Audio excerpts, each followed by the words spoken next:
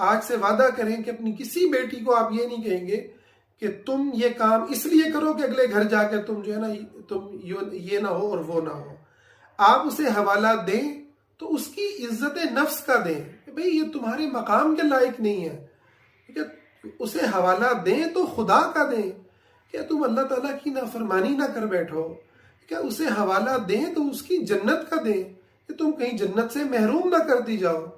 उसे हवाला दें तो उसके अपने मर्तबे का दें, कि तुम अल्लाह के यहाँ उम्मत के यहाँ कितनी मुकर्रम हो, कितनी इज्जत वाली हो, कि अल्लाह ने तुम्हें खाने काबा से ज्यादा तुम्हारी इज्जत बनाई है, ठीक है।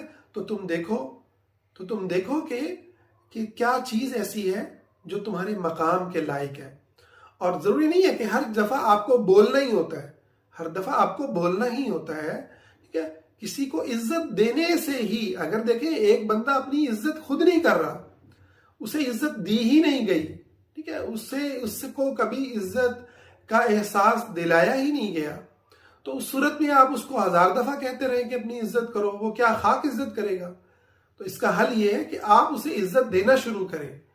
आप उसे ऐसे लोगों के अंदर जो है रखें जो उसकी इज्जत करते हैं, उसे उन लोगों से बचाएं जो उसकी बेइज्जती करते हैं, ठीक है। उसको अपनाइयत का एहसास दें, ठीक है। उसको अपने वजूद से उसको बताएं कि मैं तुम्हारा मुहाफिज हूं, मैं तुम्हारे साथ हूं, चाहे आप माँ हैं चाहे आप बाप हैं।